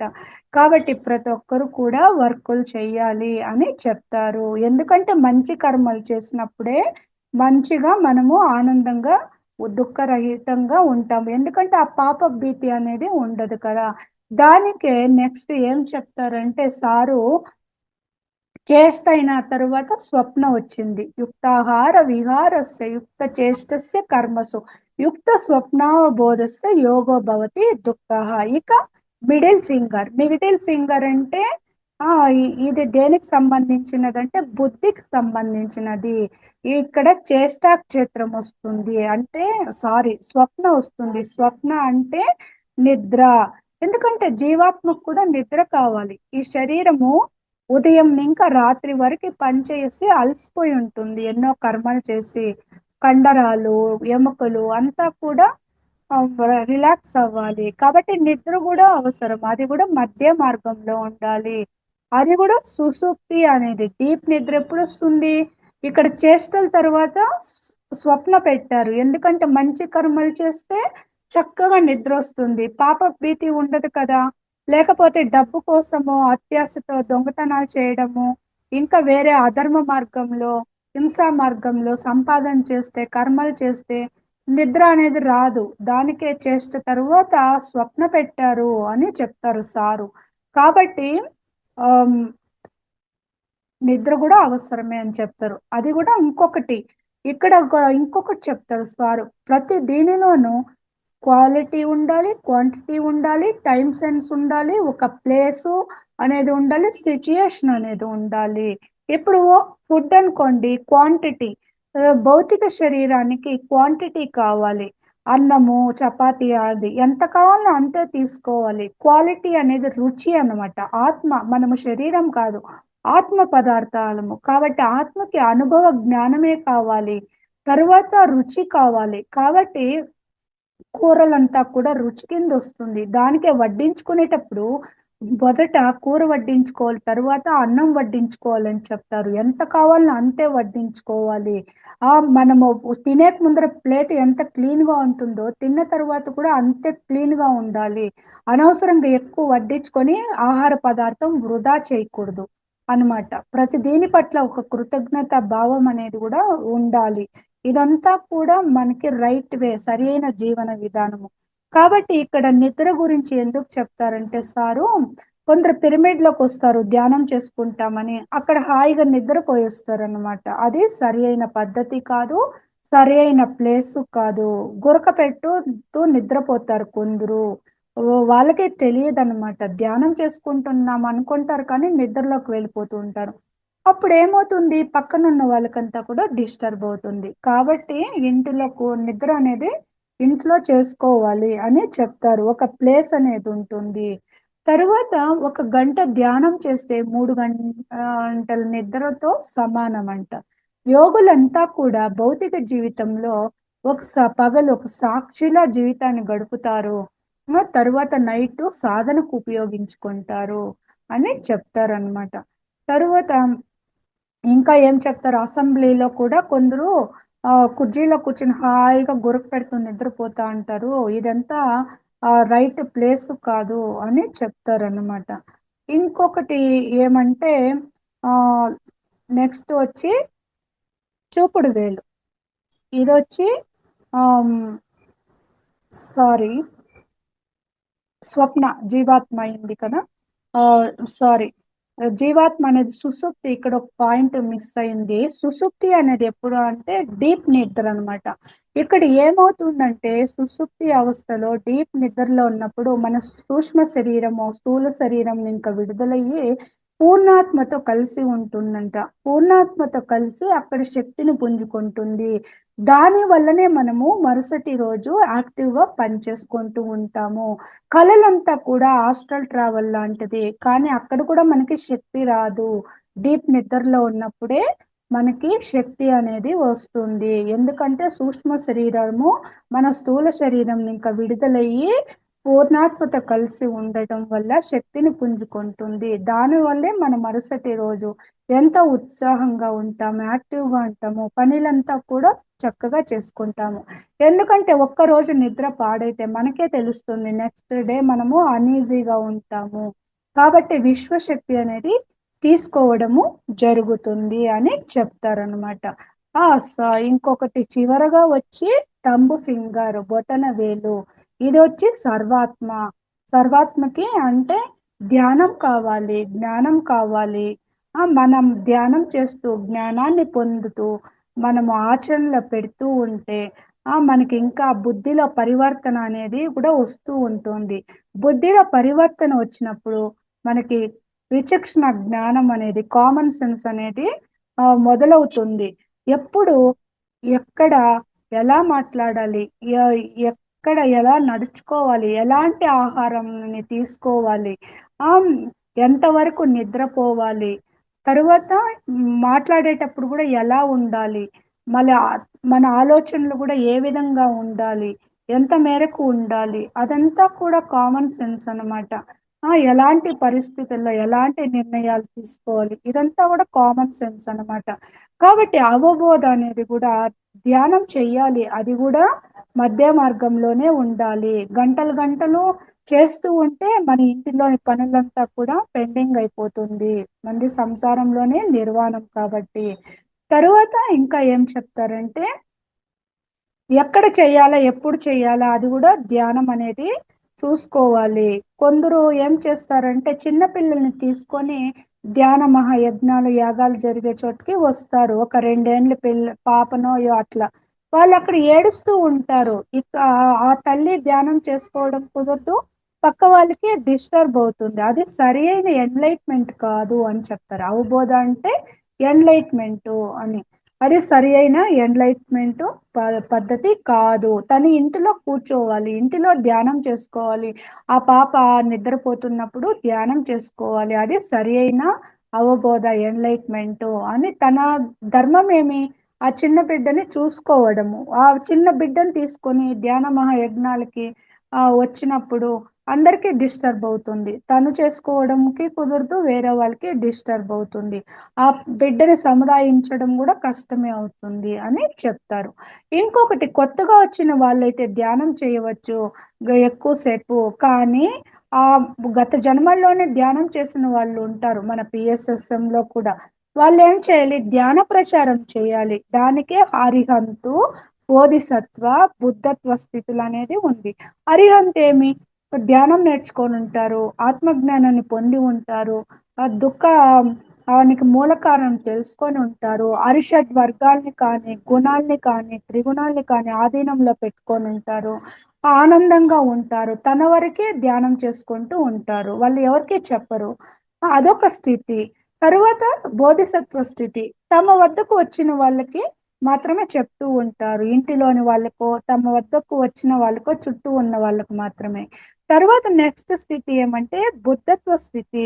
వాళ్ళు ఏం చేస్తారు, తమ ఉన్న ప్రదేశాన్ని, ఊరిని, రాష్ట్రాన్ని కూడా వదిలి విదేశాలకంతా కూడా వెళ్ళి ప్రచారం చేస్తూ ఉంటారు. అందరూ ఆనందంగా ఉండాలి, అందరూ సత్యాన్ని తెలుసుకోవాలి, అందరూ దుఃఖ రాహిత్య స్థితిని పొందాలి అని మహాకరుణతో తపనతో అలా ప్రచారం చేస్తూ ఉంటారు.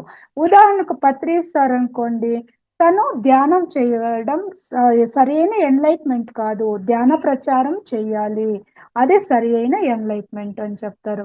ఉదాహరణకు చంద్రశేఖర్ శర్మ అని ఒక సీనియర్ పిరమిడ్ మాస్టర్ ఉండేవాళ్ళు. వాళ్ళకి ఒకసారి ఏమైందంటే, తమ ఇంట్లో ఎవరు ఉండరు, స్నానం చేయడానికి వేడి నీళ్ళు కాచుకొని ఉంటారు స్టవ్ మీద. అది కిందకి దింపేటప్పుడు చేయి జారి నీళ్లు కింద పడి చల్లి శరీరం మీద కూడా ఎగిరి పడుతుందన్నమాట, చాలా వేడిగా ఉంటుంది. అదే సమయంలో ఒక ఇద్దరు వచ్చి బెల్ కొడతారు, ధ్యానం నేర్పించండి అని అడగడానికి. అప్పుడు తను ఏం చేస్తారు, ఒక దుప్పట కప్పుకొని వెళ్ళి డోర్ తీసి వాళ్ళకి కూర్చోపెట్టి 1 గంట సేపు ధ్యానం చేయించి, వాళ్ళు వెళ్ళిన తరువాత ఆ, మంచం మీద చతికిలా పడిపోతారు. ఆ ఇంట్లో అప్పుడు ఎవరు ఉండరు, చాలా బొబ్బలు వచ్చేస్తుంటుంది ఆ వేడికి. 2 రోజుల తరువాత మహా అవతార్ బాబా వచ్చి హీలింగ్ చేస్తారు అని చెప్తారు. అతను సరైన ఎన్లైటెడ్ పర్సన్, అతను సీనియర్ మాస్టరు, అతను దేహానికి అతీతంగా ఉన్నారు. నేను అంటే దేహం కాదు, నేను ఆత్మని, ఇప్పుడు నా కర్తవ్యము వాళ్ళకి ధ్యానము చెయ్యాలి, నేర్పించాలి, అలా పంపించకూడదు అని అతనికి ఆ బుద్ధిలో ఆ ఎరుక అనేది ఉంది. కాబట్టి అది సరైన ఎన్లైటెడ్ అని చెప్తారు. ఇంకొకటి, ఆలోచనలు కూడా ఎన్లైట్ కిందే వస్తుంది. ఎందుకంటే పాజిటివ్ గా ఉండాలి, మిరాక్యులస్ థింకింగ్ ఉండాలి, నెగిటివ్ గా ఉండకూడదు, వినాశకర ధోరణిలో ఉండకూడదు అని చెప్తారు. ఎందుకంటే వాక్ క్షేత్రానికి చాలా ప్రత్యేకత ఉంది. మనకి సార్ చెప్తారు, భావనా క్షేత్రంలో ఫ్రీ వీల్ ఉంది, ఆలోచనలు ఎప్పుడు వస్తూ పోతూ ఉంటుంది, అది ఎవరికీ తెలియదు, నిరంతరము అది కొనసాగుతూనే ఉంటుంది. తరువాత చేష్టా క్షేత్రం అంటే వాళ్ళని గుణాలను బట్టి వాళ్ళు చేష్టలు చేస్తారు, కర్మలు, వాళ్ళు చేసే కర్మలను బట్టి అంతరంగంలో గుణాలు అనేది ఉంటుంది. ఎందుకంటే ఆ జన్మ పరంపరల స్థితులు ఉంటుంది. కాబట్టి మనం సరి చేసుకోవాల్సింది వాక్ క్షేత్రాన్ని. ఎందుకంటే మన వాక్కుని బట్టే సార్ కూడా ఎప్పుడు మనం ఏ స్థితిలో ఉన్నామనేది తెలిసిపోతుందన్నమాట. సార్ దానికే వాక్ క్షేత్రానికి చాలా ఇంపార్టెంట్ అనేది ఇస్తారు. ఆచితూచి మాట్లాడాలి. మనది మనం ఎంత ఎరుకతో ఉండాలనో అంత ఎరుకతో ఉండాలి. అదే జ్ఞానం అని చెప్తారనమాట. దానికే నోటిలోని మౌనము, మనసులోని శూన్యము, దాని పేరే ధ్యానము. మాటలోని ఎరుక, మాటలోని సత్యము, దాని పేరే జ్ఞానము. చేతలోని న్యాయము, చేతలోని వినయము, దాని పేరే ధర్మము. ఆత్మలోని శాంతము, ఆత్మలోని అభయము, దాని పేరే మోక్షము. ధ్యానమే భోగము, జ్ఞానమే వైభోగము, సత్యమే దైవము అని ఆ పిరమిడ్ ధ్యాన గీతాల ద్వారా కూడా సారు ఎంతో జ్ఞానాన్ని అందిస్తారనమాట. కాబట్టి అన్నిట్లో మధ్య మార్గంలో ఉండాలని చెప్తారనమాట. ఇద్దరు మాట్లాడేటప్పుడు మధ్యంలో మూడో వ్యక్తి మాట్లాడకూడదు. వాళ్ళిద్దరు మాట్లాడిన అయిన తర్వాత వీళ్ళకి ఒక టైం అనేది ఇస్తారు. అప్పుడు మాట్లాడాలి. అప్పుడు తను ఏం చెప్పాలనో అది చెప్పదలుచుకోవాలి. ఇంకొకటి, స్టేజ్ పైన ఎవరైనా 5 నిమిషాలు మాట్లాడండి అంటే గంటలు గంటలు మాట్లాడతారు. అది కూడా సరి అయిన పద్ధతి కాదు అని చెప్తారనమాట. ఇంకా ఆ ఎన్నో డిస్కషన్లు నడుస్తూ ఉంటుంది. ఎవరి పాటికి వాళ్ళు మాట్లాడుతూ ఉంటారు. ఎవరు ఏం మాట్లాడుతున్నారో ఏమీ అర్థం కాదు అని చెప్తూ ఉంటారు. ఇదంతా సరి అయిన ఎన్లైటెండెడ్ మాస్టరు నడుచుకునే విధానమే కాదు. కాబట్టి మన జీవన విధానము సరైన విధంగా ఉండాలి. అదే యుక్తము, యుక్త యోగము, ప్రాపర్ వే. ప్రతి దీనిలోనూ క్వాలిటీ ఉండాలి, క్వాంటిటీ ఉండాలి, టైం సెన్స్ అనేది ఉండాలి, ఒక ప్లేసు అనేది ఉండాలి, ఒక సిచ్యుయేషన్ అనేది ఉండాలి అని చెప్తారు. కాబట్టి మంది మధ్య మార్గము సంసారంలోనే నిర్వాణము. ఈ ఇవంతా కూడా ఎవరి జీవితాల్లో అయితే యుక్తంగా ఉంటుందో, ఆహారము, విహారము, ఆ చేష్ట, స్వప్న అంటే నిద్ర, అవబోధ అంటే ధ్యానము, జ్ఞానము అన్ని మధ్య మార్గంలో ఉంటుందో వాళ్ళ జీవితంలో దుఃఖం అనేది హరించబడుతుంది అని చెప్తారు, ఉండదు అని చెప్తారు. తర్వాత మనం నేర్చుకున్నది అయిపోయిన తర్వాత నేర్పించడానికి మళ్ళీ జన్మలు తీసుకోవాల్సి వస్తుంది. అప్పుడే జన్మ రాహిత్య స్థితి. దానికే పత్రి సార్ మీరు ఏం తెలుసుకుంటారో అదే నెక్స్ట్ ఇతరులకి చెప్పాలి. అందరి ఆనందాన్ని కోరుకునేవాడే బుద్ధుడు. మనం ఆ స్థితికి ఎదగాలి. అదే పూర్ణాత్మ స్థితి, అదే సర్వాత్మ స్థితి. ఆ అదే మనము లోక కళ్యాణం కోసము మనం చేసే సేవ, అసలైన సేవ అదే అన్నమాట. కాబట్టి అప్పుడే మనము మళ్ళీ జన్మ తీసుకోవాల్సిన పని కూడా ఉండదు భూమి మీద అన్నమాట. ఆ స్థితికి చేరుకోవాలంటే ధ్యానము, స్వాధ్యాయము, సజ్జన సాంగత్యము అన్నీ నిరంతరము జరుగుతూ ఉన్నప్పుడే మనసు మళ్ళీ అజ్ఞానానికో, అహంకారానికో, స్వార్థానికో లోను కాకుండా ఉంటుంది. జనన మరణ చక్రాలను ఇంకా త్వరగా బయటపడడానికి అవకాశం ఉంటుంది. ఎప్పటికైనా జీవాత్మ పూర్ణాత్మ స్థితికి చేరుకోవాల్సిందే. కానీ తక్కువ జన్మల్లో ఆ స్థితికి చేరుకోవాలంటే ఈ మూడు నిరంతరము కొనసాగుతూనే ఉండాలి. కాబట్టి యుక్తాహార విహారస్య, యుక్త చేష్టస్య కర్మసు, యుక్త స్వప్నావబోధస్య యోగో భవతి దుఃఖః అని చెప్తారు. సజ్జన సాంగత్యం అంటే సత్యం తెలిసిన వాళ్ళు తో సాంగత్యము. సత్యమేమి? ఆత్మ సత్యము, ఆత్మే నిత్యము. ఎప్పుడు తెలుస్తుంది? ధ్యానం చేసినప్పుడు. అది కూడా సరి అయిన ధ్యానము.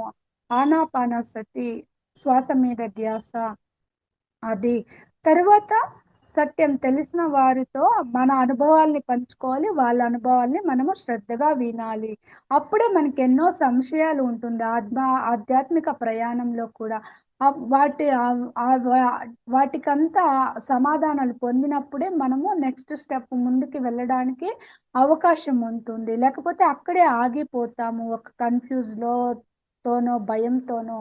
తరువాత సత్యం తెలుసుకున్న వాళ్ళు రచించిన ఆధ్యాత్మిక పుస్తకాలు, గ్రంథాలను చదవడం. ఉదాహరణకు రామ్త, సేతు, తర్వాత పత్రిసారి లక్ష్య పుస్తకాలు సారాంశము, తులసీదళం 1, 2, ఇంకా మంత్లీ మ్యాగజైన్స్, ధ్యాన జగత్తు, ధ్యాన కస్తూరి, స్పిరిచువల్ ఇండియా, ఇలా అనేక భాషల్లో ఉంది. ఇంకా వాక్క్షేత్రము, సంకల్ప శక్తి, సీతాయనము, ఇప్పుడైతే మన పిఎస్ఎస్ యొక్క ఆయనము, అన్టోల్డ్ స్టోరీ ఆఫ్ సీత, ఎలాగో అన్టోల్డ్ స్టోరీ ఆఫ్ ఈ పిఎస్ఎస్ అంటే స్వర్ణామృతము, అది చదివితే అప్పుడు అర్థమవుతుంది పత్రి సార్ యొక్క సంకల్పం ఏమిటి, పిరమిడ్ మాస్టర్లు అంటే ఎవరు, మన పిఎస్ఎస్ ఎందుకు స్థాపించబడింది, మనము ఎక్కడి నుంచి వచ్చాము, ఎందుకు వచ్చాము, ఏం వర్క్ చేస్తున్నాం భూమి మీద, అంతా కూడా పిరమిడ్ మాస్టర్లు పత్రి సార్ ఎలా తపన చెందారు ఈ సంస్థని ఈ స్థితికి తీసుకురావడానికి, మన సంకల్పాలు ధ్యాన జగత్, శాకాహార జగత్, అహింసా జగత్, పిరమిడ్ జగత్ అని ప్రతి ఒక్కరికి తెలుస్తుందన్నమాట. అప్పుడే మనం కూడా మన బాధ్యతను, కర్తవ్యాన్ని నిర్వర్తించడానికి మనకు కూడా ఒక ఇన్స్పిరేషన్ గా ఉంటుంది. ఆ గ్రంథాన్ని చదివినప్పుడు, ఇలాంటి ఆధ్యాత్మిక శాస్త్రవేత్తల పుస్తకాలంతా చదివినప్పుడే మనం కూడా మధ్య మార్గంలో ఉంటాము. ఎందుకంటే భౌతికంగా మనకి ఎవరైనా ధన సహాయము, వస్త్రదానము, ఏదైనా ఆహారం అంతా కూడా అందించవచ్చు. కానీ మన ఆత్మని మనమే ఉద్ధరించుకోవాలి. దానికే భగవద్గీతలో కృష్ణుడు కూడా ఉద్ధరేణ ఆత్మనాత్మానం ఆత్మానం అవసాదయేత్, ఆత్మైవ ఆత్మనో బంధువు ఆత్మైవ రిపురాత్మన అని చెప్తారు. అంతేకాదు బుద్ధుడు కూడా అప్పో దీపో భవ అని చెప్పారు. బి ఎ లైట్ అంటూ యువర్ సెల్ఫ్, నీ ఆత్మదీపాన్ని నువ్వే వెలిగించుకో. మన పిఎస్ఎస్ఎం యొక్క ఎంబ్లం కూడా అదే అన్నమాట. ధ్యానం చేసినప్పుడే మనము విశ్వశక్తిని పొందినప్పుడే, మనకి జ్ఞానం అనేది నాడీ మండలం శుద్ధి అయినప్పుడే, ఆ కుండలిని శక్తి ఉత్తేజితమైనప్పుడే, మూడవ కన్ను విప్పారినప్పుడే జ్ఞానం అనేది అంకురిస్తుంది. అప్పుడే మనము సాధనా క్రమంలో సహస్రావతార స్థితికి చేరుకుంటాము. అదే 7 కొండలు ఎక్కడము అని చెప్తారనమాట. ఎప్పుడైతే మనం పొందిన జ్ఞానాన్ని ఇతరులకు కూడా చెప్పాలి, ఆచరణలో పెడుతూ ఇతరులకు కూడా చేసి వాళ్ళు కూడా ఆచరించేలా చెయ్యాలి. అందుకే ఆచార్యులు అంటారు. ఉదాహరణకు ఆదిశంకరాచార్యులు, రామానుజాచార్యులు, మధ్వాచార్యులు, ఇలా ఆచరించి చూపించే వాళ్ళని ఆచార్యులు అంటారనమాట. దానికే పత్రి సార్ నేను మీ గురువుని కాదు, కాదు మీకు మిత్రుణ్ణి అని చెప్తారు. ప్రతి ఒక్కరూ గురువులుగా తయారవ్వాలి. మనం నేర్చుకున్న దాన్ని ఇతరులకు చెప్పాలి. అంతేకాదు మన భావనా క్షేత్రం మీద, వాక్ క్షేత్రం మీద, చేష్టా క్షేత్రం మీద పటుత్వం ఉండాలి, మాస్టరీ సంపాదించాలి. దానికే my dear friends, my dear masters, my dear God's, మానవ సామ్రాజ్యంతోనే కాదు జంతు పక్షి అన్ని సామ్రాజ్యాలతో, ఖనిజ వృక్ష జంతు మానవ సామ్రాజ్యాలు అన్ని కలిస్తేనే బృహత్ కుటుంబము. ఆ కాబట్టి అన్నిటితో మిత్రత్వం చేయాలి, అన్నిటిపైన కరుణ చూపించాలి, వాటి ఆయుష్ ప్రకారము అన్ని జీవులు జీవించాలి భూమి మీద, ఒక్క మానవుడే కాదు. అప్పుడే తను మానవ మానవుడు మాధవుడుగా ఎదిగినట్లు అని చెప్తారు. నేను శరీరం కాదు ఆత్మ అని తెలుసుకోవడమే కాదు, ప్రతి ఒక్కరిని ఆత్మ దృష్టితో చూడాలి, ప్రతి ఒక్కరిని గౌరవించాలి. అదే మై డియర్ గాడ్స్ అని సంబోధిస్తూ మన కర్తవ్యాన్ని ఎప్పటికప్పుడు తెలియచేస్తూ ఎన్నో లక్ష పుస్తకాల సారాంశాన్ని అలా సహజంగా సరళంగా ప్రతి ఒక్కరికి అర్థమయ్యే విధంగా ఒక ఫ్రెండ్లా, ఒక మిత్రుల్లా, ఒక తల్లిలా, ఒక తండ్రిలా, ఒక దైవంలా తను ఆచరిస్తూ అందరినీ ఆచరించేలా మనకి ఆ జ్ఞానాన్ని అందించారు. ఇలాంటి మైత్రేయ బుద్ధుడికి నాకు అవగాహన మేరకు తను అందించిన జ్ఞానాన్ని మీతో పంచుకొని ఆ మహద్భాగ్యాన్ని కల్పించిన మన అందరి జగద్గురు బ్రహ్మర్షి పితామహ పత్రిజీ. కాబట్టి యుక్తాహార విహారస్య యుక్త చేష్టస్య కర్మసు యుక్త స్వప్నావబోధస్య యోగో భవతి దుఃఖః అని శరీరము, మనస్సు, బుద్ధి, ఆత్మ, పరమాత్మ, క్వాంటిటీ, క్వాలిటీ, టైము, ఒక ప్లేసు, ఒక సిచ్యుయేషను, తర్వాత food department, enjoyment department, work department, sleeping department, తర్వాత ఇది ఎన్లైటెన్ డిపార్ట్మెంటు. ఎందుకంటే ఎక్స్పెరిమెంట్ చేసినప్పుడు ఎక్స్పీరియన్స్ వస్తుంది, ఎక్స్పీరియన్స్ వచ్చినప్పుడు ఎక్స్ప్రెస్ చేస్తాము, ఎక్స్ప్రెస్ చేసినప్పుడే ఎన్లైటెన్ పొందుతాము, ఎన్లైటెన్ పొందినప్పుడే సోల్ కి ఎవల్యూషన్ అనేది ఉంటుంది. ఇంకా తమో గుణము, రజో గుణము, సత్వ గుణము, శుద్ధ సాత్వికము, నిర్గుణము. ఆ తర్వాత ధ్యానం అంటేనే పార్వతి అన్న, సీత అన్న ఒకటే. ధ్యానం ద్వారానే విశ్వశక్తి పొందుతాము. ఆ ఆత్మకు కూడా శక్తి కావాలి. ఒక ధ్యానం ద్వారా విశ్వశక్తిని మన అంతరాత్మకి అనుసంధానం చేసినప్పుడు ఆత్మలో ఉన్న శక్తులంతా కూడా మేల్కొంటుంది.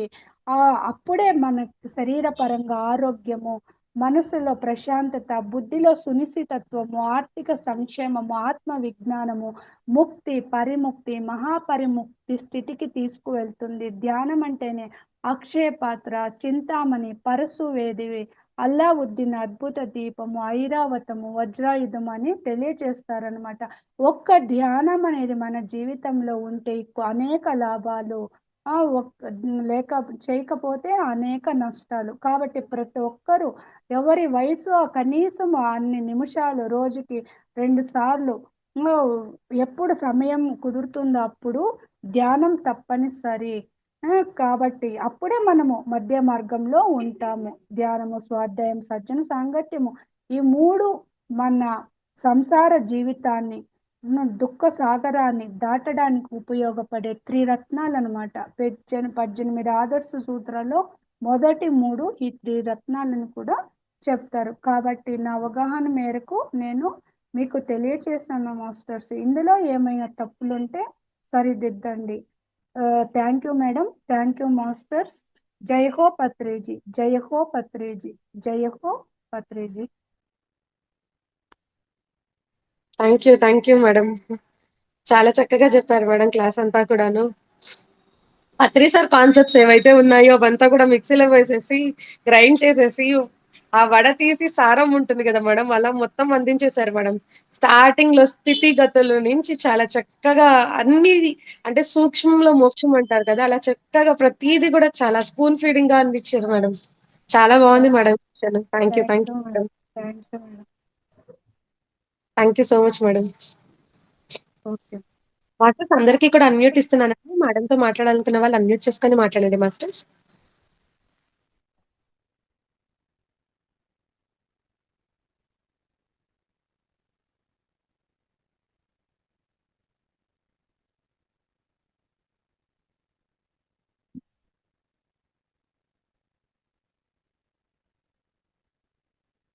నమస్తే మేడం. నమస్తే చాలా మేడం. అద్భుతంగా చెప్పారు క్లాస్ మాత్రం నిజంగానే. ఏ టు పత్రి సార్ ఏం చెప్పారో అవన్నీ ఏ టు జెడ్ నేర్చి అన్నట్టు వడపోసి గ్లాస్ చేసేసారు మొత్తం మీద. నిజంగానే ఇంకేం డౌట్లు ఏమి ఉండవు ఇంకెవరికి. ఎందుకంటే అంత బాగా ప్రతిదీ టచ్ చేశారు మీరు చక్కగాని. నిజంగా అందరి గురువులది, మన పత్రిజీ సార్ది, ఆచార్యులది, అందరిది ఎందుకు అలా ఆచార్యులు అయ్యారో ఎందుకు అని చాలా అద్భుతంగా ఈ విషయాలు బాగా చెప్పారు. నిజంగానే తెలుసుకోవాల్సిన విషయాలు అని అదే చాలా అద్భుతంగా బాగా చెప్పారు madam. Thank you very much. Thank you madam. దానికే రామాయణంలోని పాత్రలు, రావణాసురుడు, కుంభకర్ణుడు, విభీషణుడు, ఆంజనేయుడు, రాముడు. ఒక కోతి శ్వాస మీద ధ్యాస పెట్టి ధ్యానం చేసి నిర్గుణ స్థితికి చేరుకున్నది. ఆత్మరాముణ్ణి తో చేరుకున్నది ఆ స్థితికి. ఆ సీతారాముల కళ్యాణం అంటే విశ్వశక్తిని తెచ్చి ఆత్మకి అనుసంధానం చేయడమే. అదే సీతారాముల కళ్యాణము అని చెప్తారు. ఎన్ని 5 ఫింగర్ కాన్సెప్ట్ లో పత్రిస్తారు అబ్బా అనిపిస్తుంది. ఫైవ్ ఫింగర్స్ కాన్సెప్ట్ చాలా అద్భుతం ఇది. దాన్ని అంటే 5 వేలతోటి ఎన్నైనా చెప్పారు ఆయన మహానుభావుడు. ఆధ్యాత్మికత అంతా ఈ 5 వేలలోనే చూపించేశారు. మనం విడివిడిగా ఉన్నామని ఇక్కడ చూస్తాము, కానీ ఇక్కడ చూడాలి, ఇక్కడ అంతా కలిసే ఉన్నాము. ఇక్కడ ఎన్నో స్థితులు, ఎన్నో ఊరికే మనం సృష్టించుకున్నదే మతాలు, కులాలు, అది ఇది అని, ఆ జాతులు, భేదాలన్నీ అన్ని ఇక్కడ విడివిడిగా ఉన్నా కూడా ఇక్కడ కలిసే ఉంది. ఇదే సర్వాత్మ బలం. మనం ఇక్కడ చూడాలి, ఆత్మ దృష్టితో చూడాలి. ఇక్కడ వేరే వేరే స్థితుల్లో వేరు వేరు అని చూడకూడదు. మనం ఆత్మ దృష్టితో చూస్తే మనమంతా ఒక్కటే అనేది అర్థమవుతుంది అని అంతరార్థం అన్నమాట. కాబట్టి ఆధ్యాత్మికత అంతా 5 వేలలోనే ఉంది అని సార్ చెప్తారు అనమాట. ఆధ్యాత్మికంగా జీవించడమే ఈజీ. ఏం లేదు, మమాత్మ సర్వభూతాత్మ స్థితిలో జీవించేస్తే ఒక్క సత్యంతో పోయింది. అది కాకుండా ప్రాపంచికంలో మనసు ప్రభావంతో నేనా నువ్వా అనుకుంటూ అబద్ధం మీద అబద్ధం, అబద్ధం మీద అబద్ధం చెప్తూ ఉంటాము. ఏం జీవితమో అని చెప్తారు సారు.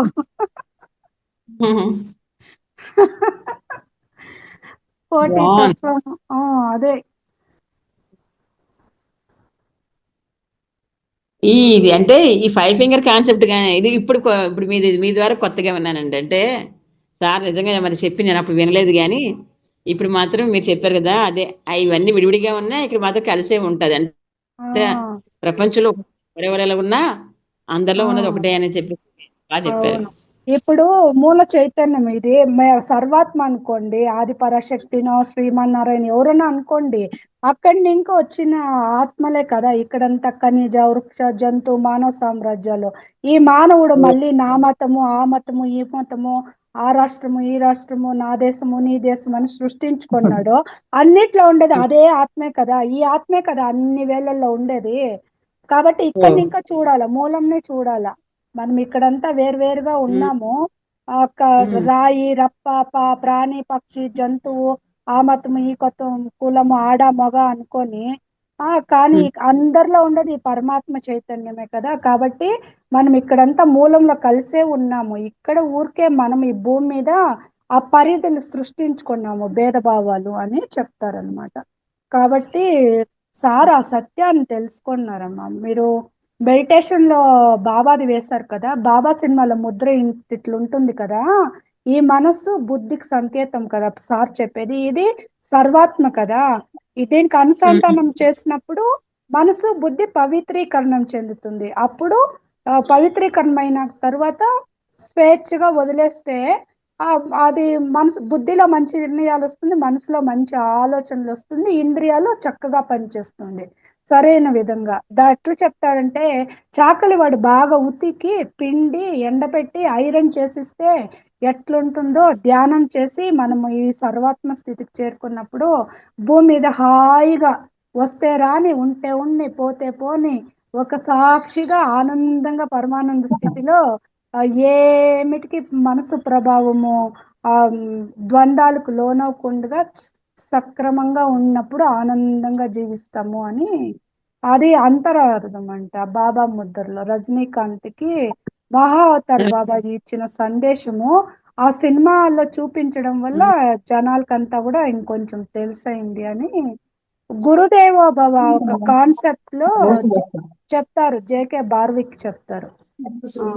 ఆ, దిష్టి తీసిస్తారు అది ఆ నూనె కూడా తీసుకుంటారు. గురుదేవ భవన. ఆహాహా. ఒక బాగుంది మేడం. అది ఒక ప్రోగ్రామ్ లో ఆదిశంకరాచార్యుల సినిమా స్క్రిప్ట్ రాసింది వాళ్ళు జేకే బార్వి. వాళ్ళు ధ్యాన జగత్ మ్యాగజైన్ లో కూడా పనిచేస్తారంట. వాళ్ళు ఎన్నో ప్రశ్నలు అడుగుతూ ఉంటే సారు సమాధానాలు ఇస్తూ ఉంటారన్నమాట. అదొక వీడియో ఉంది. ఆహా. ఉహుహుహు. బా ఇప్పుడు ఇది కాన్సెప్ట్ మాత్రం మీ ద్వారా విన్నా నేను. మరి సార్ అయితే నేను వినలేదు. ఇవి చెప్పారు కదా అని, ఇది మూల చైతన్యం నుంచి ఇదని ఆ చెప్పేసి అందరూ. అది ఉమ్. మా సార్ మనకి ఏదో గంభీరంగా స్టేజ్ పైన కాషాయ వస్త్రాలు వేసుకొని సింహాసనం మీద కూర్చొని అట్లా చెప్పలే కదా మేడం. ఆడుతూ ఆ, పాడుతూ అట్లా ఎవరన్నా డౌట్లు అడిగితే ఏదో ఒకటి కొత్త జ్ఞానం అందించేస్తా ఉంటారు, అప్పటికప్పుడు అందించేస్తా ఉంటారు. అట్లా అవును. అందించేస్తారు కదా ఒక ఫ్రెండ్ లా అట్లా. ప్రత్యేకంగా స్టేజ్ ఉండాలి, సింహాసనం ఉండాలి, మైక్ ఉండాలి, వేరే తర ప్రవచనాలు కాదు కదా మన పత్రిజీ సార్ది. నిజమే. సంసారంలోనే అది గడ్డం కూడా షేవింగ్ చేసుకోవడానికి టైం లేకుండా అట్లా వదిలేసిందని కూడా చెప్తూ ఉంటారు. ఒక రోజు చేసి ఒక రోజు చేయకపోతే బాగుండదు, ఇంకా గురువుని అట్లా గుర్తించాలంటే సరే అని. అది కాదు సార్ది. మనది ఒక డిఫరెంట్. మనం నోరు తెరిస్తే కానీ పిరమిడ్ మాస్టరు వీళ్ళకి ఇంత జ్ఞానం ఉందా అని ఎవరికి తెలియకూడదు. అట్లా ఉండాల కామన్ గా మనము. అట్లా ఇది కదా మందంతా ఇది వరకు విన్న పరోక్షంగా విన్న మనం ఏదైతే విన్నామో మనము అదంతా కుండ బద్దలు కొట్టినట్లు సారు సత్యాల్ని చెప్తారు. సంధ్యావందనం అంటే నీళ్లు ఉడిసి తర్పణ ముడిస్తే గాయత్రి మంత్రం చెప్పేది కాదు. సంధ్య అంటే పగలుకి రాత్రికి మధ్య ఉండే కొన్ని క్షణాలు. మార్పు అనేది వస్తుంది జీవితంలో, ఆ మార్పుని అంగీకరించాలి. కాకపోతే సంధ్యా సమయం సూర్యోదయం సూర్యాస్తమయంలో ప్రకృతి ఎంతో అందంగా రమణీయంగా ఉంటుంది. అప్పుడు కూడా శక్తి రెండింతలు ఉంటుంది. దాన్ని కూడా ఆస్వాదించాలి, అనుభూతి చెందాలి, ఆ సమయంలో ధ్యానం చేయాలి. అంతేకాని నీళ్ళు ఇట్లా వదులుతా గాయత్రి మంత్రం చదవడం అది కాదు. పున్నామ నరకము అంటే భౌతికంగా పుత్రులు పుడితే పున్నామ నరకం ఇంకా తప్పిస్తారు కాదు. నువ్వు ఆధ్యాత్మిక సంతతిని తయారు చేయి, ఆధ్యాత్మిక శిష్యుల్ని తయారు చేయి, ఆధ్యాత్మిక పుత్రుల్ని తయారు చేయి అంటే నువ్వు పొందిన ఈ జ్ఞానాన్ని జ్ఞానాన్ని నువ్వు ఆచరిస్తూ ఇంకొక 10 మందికి చెప్పాలి, వాళ్ళు కూడా ఆచరించాలి. అప్పుడే నీకు జన్మరాహిత్య స్థితి అనేది కలుగుతుంది. ఇలాంటి సత్యాలు చెప్తారు సారు తులసిదళం 1లో. అప్పుడు మనము ఇంతవరకు విన్నాం కదా, ఇది ఐగోర్లు పూజారీలు జాతకం చెప్పే వాళ్ళ నోటి ఇంకంతా విన్నాం కదా, అంత తిక్క కుదురుతుంది మనకి ఇలాంటి జ్ఞానం వింటే. వాస్తు దోషం కాదు, వాసన దోషాలు, వస్తు దోషాలు. మనం ఎలాంటి సంపాదనతో మనం ఆ మెటీరియల్ కొంటాము, ఎలాంటి సంపాదనతో మన జీవన వృత్తి కొనసాగుతుంది, దాన్ని బట్టే మనకి ఆ దోషం అనేది తగులుతుంది. కానీ ఇంట్లో మనము వాస్తు దోషాలు అనుకొని కిటికీలు డోర్లంతా మార్చడము, ఇల్లు మార్చడము, అనవసరంగా వృధా ప్రయాస డబ్బులు ఖర్చు పెడుతూ ఉంటాము. కానీ మన కర్మల్ని బట్టి మన సంపాదన బట్టే మనం ఆ ఇంట్లో మనశ్శాంతిగా ఉంటామా లేదా అదంతా కూడా ఉంటుంది. కాబట్టి వస్తు దోషాలు, వాసన దోషాలు, గత జన్మ కర్మల ఫలితం కావచ్చు, మనం ఎలాంటి సంపాదనతో వస్తువుల్ని సేకరిస్తున్నాము, ఎలాంటి భావంతో ఇల్లు కడుతున్నాము, అదంతా కూడా ఆధారపడి ఉంటుంది. ఈ జ్యోతిష్కులు వీళ్ళంతా ఏం చేస్తారు, పూజారీలు ఆ దోషము ఈ దోషము, ఆ పరిహారం ఈ పరిహారము, ఆ తీర్థయాత్ర చేయండి అని వాళ్ళకి తెలిసి ఉండొచ్చు, తెలిసి ఉండకపోవచ్చు. మనకైతే డబ్బు ఒక పక్క టెన్షన్, ఒక పక్క డబ్బు ఇది కూడా వేస్ట్ అవుతుంది. కాబట్టి అసలైన సత్యాన్ని సారు మనకి తెలియచేస్తారు. అలా.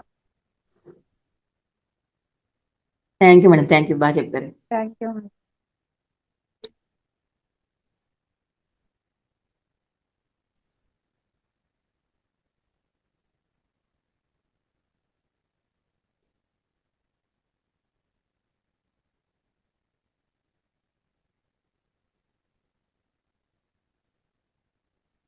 నీరజమ్మ ఉన్నారా మేడము? మ్యూట్ లో ఉన్నారు మేడము. మ్యూట్ లో ఉన్నారా? అదే ఆడియో వీడియో మ్యూట్ లో ఉన్నారు.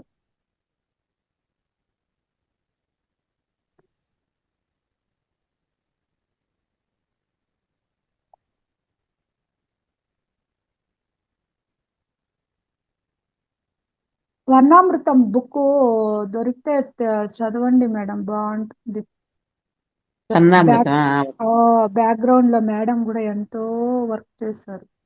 చాలా నిజమే మేడం, విన్నా. అంటే స్వర్ణామృతం క్లాసులన్నీ యూట్యూబ్ లో విన్నాం. అదే అప్పుడు మనకి బుక్ కూడా వచ్చింది, తీసుకోండి, అన్ని పక్కల దొరుకుతుంది. Light workers.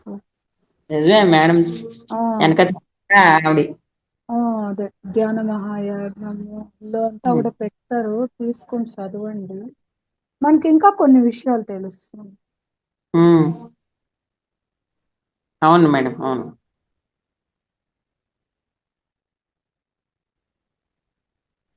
Okay madam, thank you, thank you madam. Okay, thank you. Thank you అండి, thank you madam. Thank you madam. Masters ఇంకెవరైనా మేడంతో మాట్లాడతారా అండి? అందరికి మరొకసారి అన్మ్యూట్ ఇస్తున్నాను masters.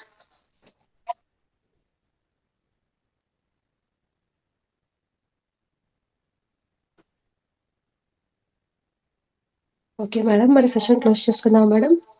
Okay madam, thank you madam, thank you masters. Thank you madam, thank you masters. అందరికీ ఇక్కడ శుభరాత్రి, నమస్తే అండి. ఓకే.